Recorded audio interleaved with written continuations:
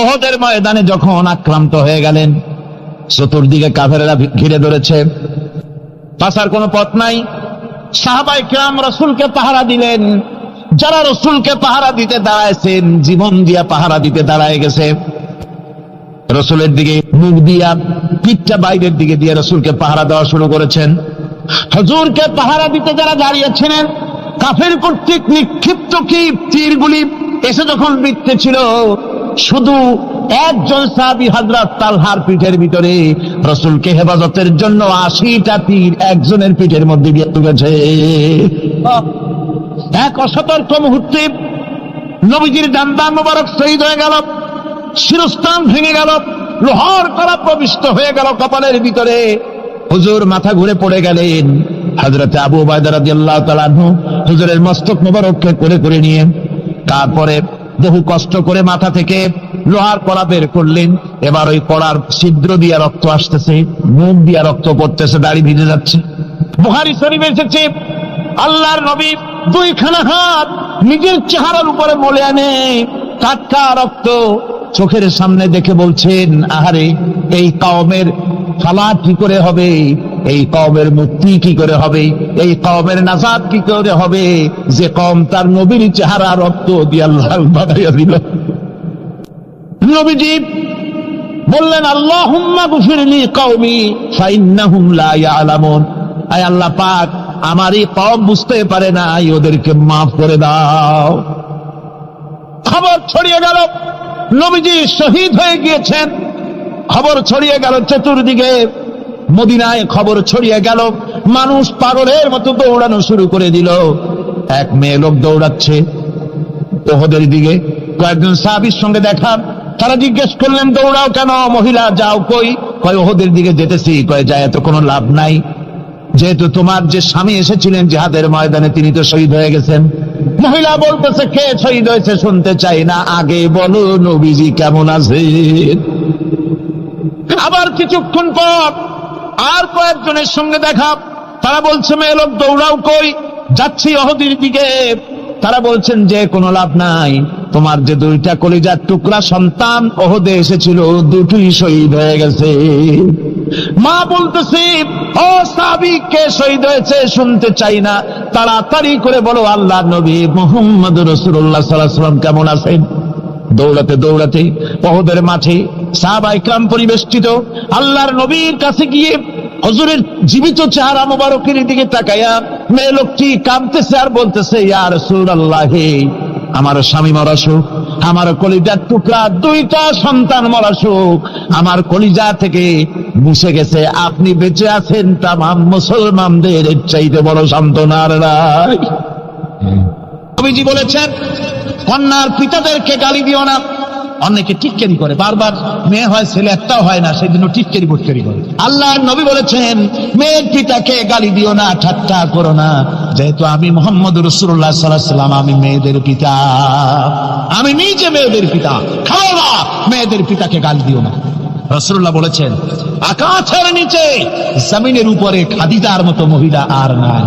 সেই হযরতে খাদিজা রাসূলের 4টি মেয়ে পেটে ধারণ করেছিলেন। সুবহানাল্লাহ। মেয়ের প্রতি রাসূলুল্লাহ যথেষ্ট মহব্বত করতেন, মেয়েকে খুব ভালোবাসতেন হুজুর সাল্লাল্লাহু আলাইহি ওয়াসাল্লাম। হুজুরের কলিজার টুকরা ছিলেন মা ফাতিমা রাদিয়াল্লাহু তাআলা আনহা। হুজুর যখন কোথাও যেতেন, সকলের শেষে দেখা করতেন ফাতেমার সঙ্গে, আর বিদেশ থেকে সফর করে এসে সকলের আগে দেখা করতেন ফাতেমার সঙ্গে। সুবহানাল্লাহ। রাসূলুল্লাহ আরো বলেছেন, তোমরা যখন বাজারে যাবে বা ব্যবসা করতে যাবে বা বিদেশে যাবে, আসার সময় যে সব হাদিয়া নিয়ে আসো। আমরা যখন বাইরে যাই, বাজারে যাই, কিছু হাদিয়া আনি না, জামা কাপড় চকলেট ইত্যাদি আমরা আনে থাকি। রাসূলুল্লাহ বলেছেন, হাদিয়াগুলি তোমরা যারা বিদেশে যাও, বাজারে যাও, হাদিয়া আনবে, আর এনে ঘরের মধ্যে ঢুকে তা শুরু করবে মেয়েকে দিয়ে। প্রথমে দেবে মেয়েকে। সুবহানাল্লাহ। মেয়ের মর্যাদা ইসলামের সব চাইতে বেশি। কোন যুগে? যে যুগে মেয়ে হলে পরেই মাটির নিচে ঘিরে রাখতো, আছাড় মেরে মেরে ফেলে দিত। কোন অপরাধে তাদেরকে হত্যা করা হলো, আল্লাহ পাক কোরআনে কারীমের মধ্যে বলেছেন। তাদের অপরাধ আর কিছু না, তারা নারী, এই জন্য তাদেরকে মেরে ফেলা হতো। রাসূলুল্লাহ তাদের ইজ্জত দিলেন, সুবহানাল্লাহ ওয়া বিহামদিহি।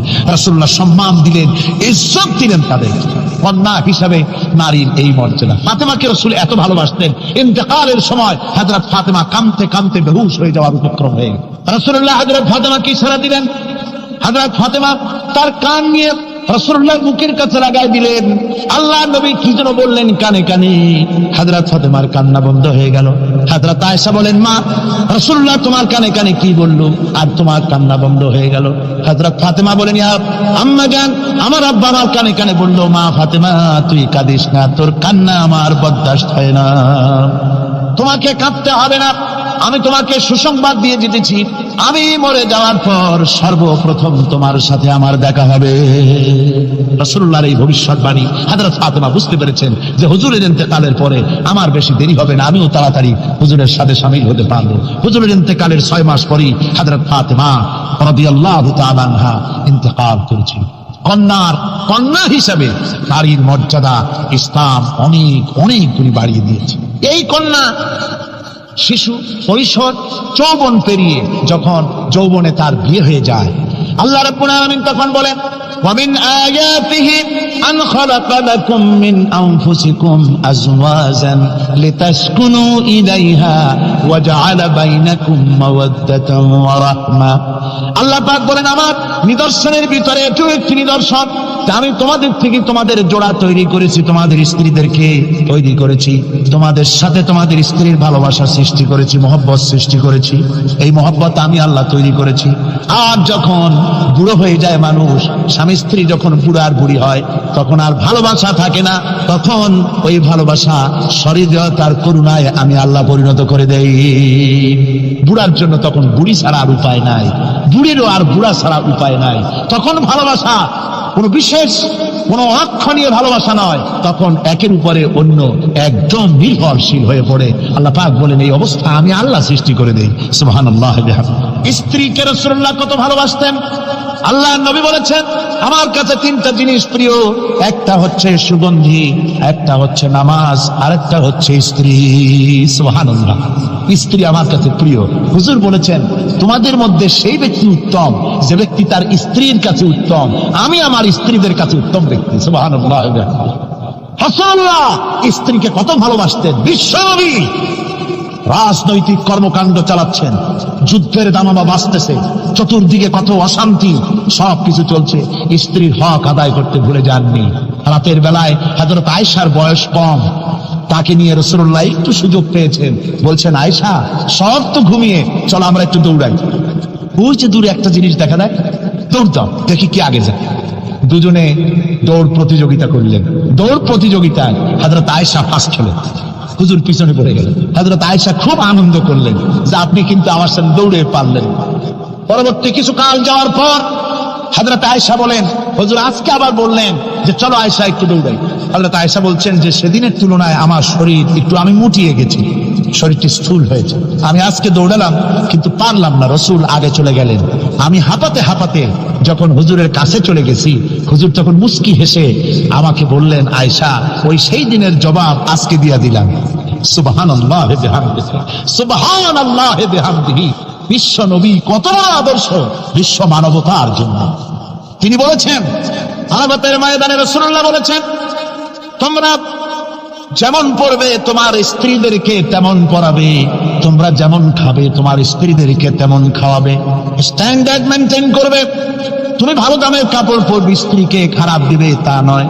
অধিকার দুজনেরই সমান, স্বামী এবং স্ত্রী সমান অধিকার। কিন্তু আমরা তা বুঝতে পারি না, বুঝতে চাই না।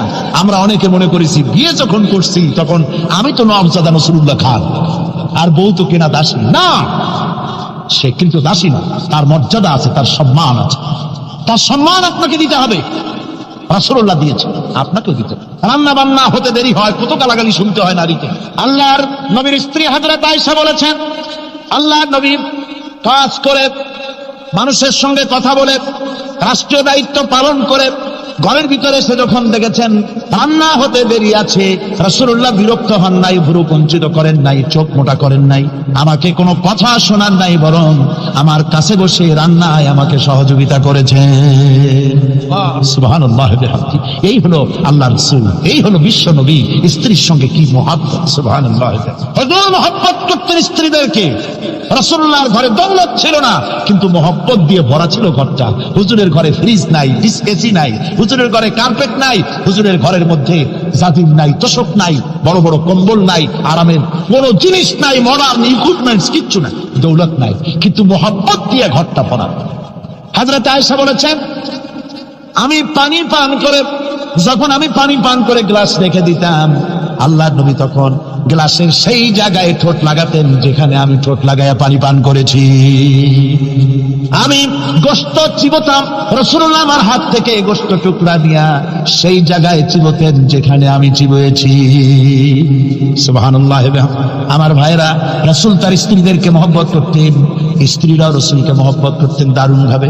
একবার হযরত আয়েশা সিদ্দিকা রাদিয়াল্লাহু তাআলা আনহা হুজুরকে গোসল করাতে ছিলেন, মাথার উপরে পানি ঢালতেছেন, হুজুর একটা চোখের উপরে বা একটা তক্তার উপরে বসা আছে। গোসলের পানির ভিতরে রাসূলুল্লাহ দেখতে পেলেন রক্তের মতো কি যেন প্রবাহিত হয়ে যাচ্ছে। হুজুর জিজ্ঞেস করেন, আয়েশা রে, পানির ভিতরে রক্তের মতো কি দেখা যায়? হযরত আয়েশা বলেন, হুজুর আপনি যখন বসেছিলেন অসতর্ক মুহূর্তে তক্তার নিচে আমার একটা আঙ্গুল পড়েছিল, পায়ে আঙ্গুলটা ফেটে বোধহয় রক্ত বেরোতেছে। রাসূলুল্লাহ তাড়াতাড়ি করে উঠলেন আর ওই আঙ্গুলকে ব্যান্ডেজ করে দিলেন। রাসূলুল্লাহ বললেন, আয়েশা রে, আঙ্গুল ফেটে গেছে, একটু আহার হু পর্যন্ত করলে না, এতক্ষণ তুমি কষ্ট করলে কেন? হযরত আয়েশা বলেন, ইয়া রাসূলুল্লাহ, ওটা তো একটা পায়ের আঙ্গুল। আয়েশার কলিজাটা ফেটে যদি রক্ত বেরোতো রাসূলুল্লাহকে উঠতে বলতে আমি পারতাম না। কি মহব্বত রাসূলের সাথে! হযরত আয়েশা বলেন, রাসূল সাল্লাল্লাহু আলাইহি ওয়াসাল্লাম স্ত্রীদেরকে এত ভালোবাসতেন, আমাদের ঘরে গোশত টোস্ত তেমন রান্না বান্না খুব কম হতো। গোশত রান্না হবে কি, মাসের পর মাস চলে গেছে রাসূলের বাড়িতে, হুজুর স্ত্রীরা বলেছেন আমাদের ঘরে চুলে আগুন জ্বলে নাই, একটু শুকনা রুটি, একটু শুকনা খেজুর আর একটু পানি খেয়ে আমাদের জীবন চলেছে, এরকমের অবস্থা হয়েছে।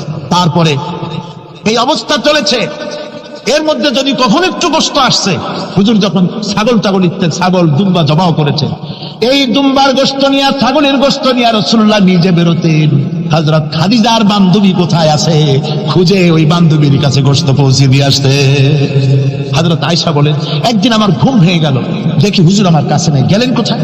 খুঁজতে খুঁজতে যায় দেখি মসজিদে নববীর ভিতরে হুজুর হাত তুলে বসে আছেন, মোনাজাত করতেছেন। আমি পেছনে গিয়ে হাত তুলি, আমি শুনতে পাচ্ছি নবীজি দোয়া করছেন, রব্বুল আলামিন কিয়ামতের ময়দানে যেদিন সন্তান তার পিতাকে ভুলে যাবে, মা তার সন্তানকে হারায় ফেলবে, ওই কঠিন হাসরের ময়দানে আমি যেন আমার খাদিজাকে হারাইয়া না যাই। মুনাজাতের শেষে হযরত আয়েশা বলেন, ইয়া রাসূলুল্লাহ, খাদিজার কথা আপনার এত কেন বারবার মনে পড়ে? একটা বুড়িরে বিয়ে করেছিলেন 25 বছর বয়সের সময়, 40 বছর বুড়ি, তার কথা কেন এত মহব্বত আপনার মনে পড়ে?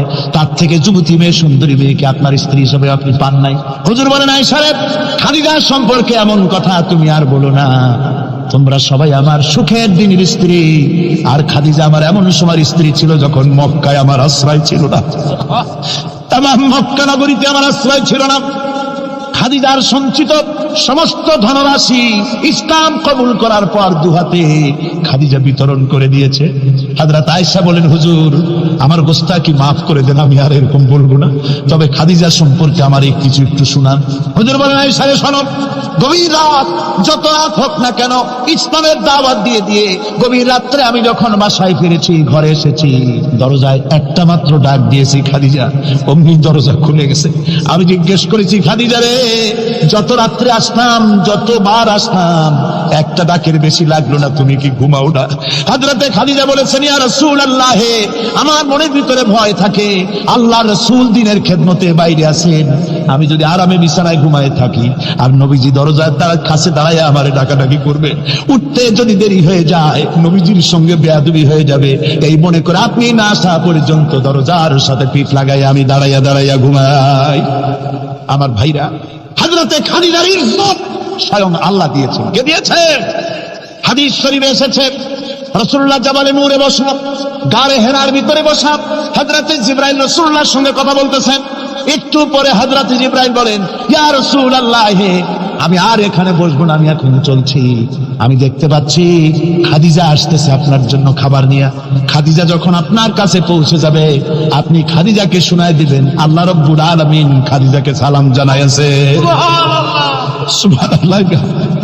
রাসূলুল্লাহর কাছে হযরতে খাদিজা যখন আসলেন, হুজুর বললেন, খাদিজা, আজকে তোমার জন্য দারুণ সুখবর। বলে কি? বলে আল্লাহ পাক, জিবরাইল কেমন উঠে গেল আমার কাছ থেকে। জিবরাইল বলে গেল, আল্লাহ তোমাকে সালাম বলেছে। হযরত খাদিজা কেঁদে ফেললেন, বললেন, ইয়া রাসূলুল্লাহ, আমার নারী জন্ম সার্থক, আল্লাহ আমাকে সালাম বলেছে। এর জবাব কেমনে দিতে হয় হুজুর আমি তো জানি না, আপনি আমার পক্ষ থেকে আল্লাহর সালাম কিভাবে দেওয়া লাগে আপনি দিয়ে দিন, আমি তো বুঝি না কেমনে আল্লাহর সালামের জবাব দেব। হুজুর বললেন, খাদিজা, শুধু আল্লাহ নয়, জিবরাইলও তোমাকে সালাম বলে গেছে। হযরতে খাদিজা বললেন, হযরত জিবরাইলকে আমার সালামের জবাবটা ওয়ালাইকুম আসসালাম বলে দিন। হযরত খাদিজার এই মর্যাদা ছিল। আমার ভাইরা, রাসূল পাক সাল্লাল্লাহু আলাইহি ওয়াসাল্লাম এভাবে মহব্বত করেছেন স্ত্রীদেরকে। সুতরাং স্বামী স্ত্রীর মহব্বত আল্লাহ জান্নাতি নিয়ামত। কিসের নিয়ামত? যে ঘরের মধ্যে স্বামী স্ত্রীর মধ্যে মিল মহব্বত আছে, এটা বেহেশতের মতো, আর যেখানে মিল মহব্বত নাই, এটা জাহান্নামের মতো। ঠিক কি? সুতরাং মহব্বত করুন, বেশি বেশি স্যাক্রিফাইস করুন, বেশি বেশি স্যাক্রিফাইস। নারীদের ব্যাপারে বলা হয়েছে, পুরুষকে বলা হয়েছে অধিকার আদায় করো, সব ব্যাপারে সমান অধিকার, কিন্তু নারীকে একটা ব্যাপারে বলা হয়েছে, নারী শোনো, পুরুষের মর্যাদা তোমার চাইতে আল্লাহ রাব্বুল আলামিন বেশি দিয়েছেন। আর রিজালু কাওয়ামুনা আলান নিসা, নারীদের উপরে পুরুষের প্রাধান্য আল্লাহ পাক দান করেছেন।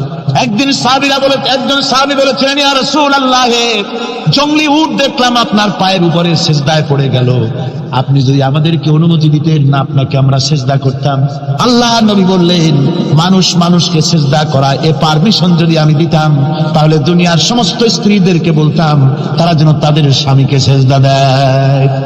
স্বামীর মর্যাদা এখানে বেশি। সুতরাং অধিকার সমান, কোনো সন্দেহ নাই, কিন্তু স্বামীর একটা আলাদা মর্যাদা আছে, সেই সম্মানও তাকে দিতে হবে। এরপরে এই সমান অধিকারের ভিত্তিতে স্বামী স্ত্রী চলতে থাকে, মাঝখানে আল্লাহ পাক তাদেরকে সন্তান দান করেন।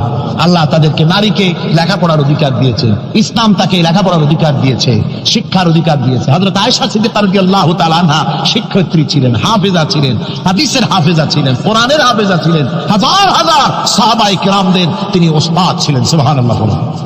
নারীদের ব্যাপারে অধিকাংশ মাসালা হযরত আয়েশা সিদ্দিকা রাদিয়াল্লাহু তাআলা আনহার অবদান। সুবহানাল্লাহ। নারী যুদ্ধ করেছে, যুদ্ধের ময়দানে নারীর অধিকার আছে। নারী চাকরি করতে পারবে, নারী ব্যবসা করতে পারবে, নারী লেখাপড়া করতে পারবে, নারী সেনাবাহিনীতে যেতে পারবে, নারী সব করতে পারবে, কিন্তু পর্দার মধ্যে। হুজুর আমি তো মারাত্মক গুনাহ করছি। বলে কি? বলে আমার একটা মেয়ে, সেই মেয়েটাকে নিয়ে আমি ঘন লম্বা, আমি সংক্ষেপে বলতেছি, মেয়েটাকে ফাঁকি দিয়া তারা আমি মারবো, বুঝতে দেই নাই আমার বউরে। বললাম চলো বেড়াইতে যাই, মেয়েটা আমার সাথে সাজাই দিয়েছে, তার মা বেড়াতে নিয়ে যাবো এই কথা মনে করে। মেয়েটা কদ্দূর যায়, আবার আব্বা আব্বা বলে আমার দিকে ফিরে আসে, আবার পিছনে থাকে, আবার আব্বা আব্বা বলে জড়ায় ধরে। এইভাবে করতে করতে যখন নির্জন এলাকায় গেলাম, আমি পাহাড়ের পাশে গর্ত খোঁড়া আরম্ভ করলাম। গর্ত কুচি আর মাটি ছিটে এসে আমার দাড়িতে লাগে। বাচ্চা মেয়েটা আমার কাছে এসে দাড়ি দিয়ে ধুল ছাড়ায় দেয়, আব্বা তোমার দাড়িতে ধুল লাগতেছে, তুমি এই কষ্ট করতেছো কেন? মেয়ে তো বোঝে না যে আমি তার জন্য কবর খুঁজতেছি। কবরটা খোঁড়া হয়ে যাওয়ার পর মেয়েটারে বান্ধা শুরু করলাম। মেয়ে এখন কাঁদতেছে, বাবা আমার বান্ধব কেন? আমি তারে বাঁধা জোরে ওর মধ্যে নিক্ষেপ করে দিলাম। মেয়েটা গর্তের মধ্যে বসে চিৎকার করে বলছে, আব্বা তুমি আমারে বাঁচতে দাও, আমি তোমারে বাপ বলে সমাজে হ্যাঁ করবো না, আমি ভিক্ষা করে খাবো, আমার বেরো না। লোকটি বলছি, ইয়া রাসূলুল্লাহ, আমার মনে দরদ আসলো। আমি একটা পাথর উঁচু করে আমার মেয়ের বুক লক্ষ্য করে জোরে মেরে দিলাম। বুকটা ফেটে রক্ত ফিনকি দিয়ে উঠলো। আমার মেয়ের বুক থেকে আওয়াজ বেরোলো, আমার কালে যেন এখনো সেই আওয়াজ বাজে। হাদিস শরীফে এসেছে, হুজুরের চোখের পানি দাড়ি ভিজে ভিজে জামার উপরে পড়তেছিল। হুজুর বললেন, না হারে, মানুষেও পারে এরকম কাম করতে। পৃথিবীতে নারীর যখন কোনো সম্মান ছিল না, মর্যাদা ছিল না, সেই সময় আমার রাসূল, আমার বিশ্বনবী নারীদেরকে সম্মানের হাত ধরে গর্তের ভিতর থেকে উঠাইয়া রানীর সিংহাসনে বসায় দিলেন। সুবহানাল্লাহ। মায়ের মর্যাদা দিয়ে দিবে। সুবহানাল্লাহ। নারীরা আমাদের মায়ের জাত, নারীরা আমার কি এর জাত? মায়ের জাত। আমার মা বোনেরা, তোমাদের সম্মান কত তোমরা জানো না। আমরা পুরুষ, আমাদের পায়ের তলে জুতা, আর তোমরা আমাদের মায়ের জাত, তোমরা নারী, তোমাদের পায়ের তলে আল্লাহর জান্নাত, আল্লাহর ব্যস্ততা তোমাদের পায়ের তলে। এই সম্মান আল্লাহ তোমাদের দিয়েছে, নবী দিয়েছেন। সুবহানাল্লাহ। কর ভাইরা আমার, অধিকার ইসলাম দিয়েছে। দেখেন না বদরের কামটা, বদরের ময়দান, 313 জন মুসলমান, অস্ত্রপাতি নাই, সামান্য সামান্য অস্ত্র, আর কাফেরেরা এসছে হাজারেরও বেশি।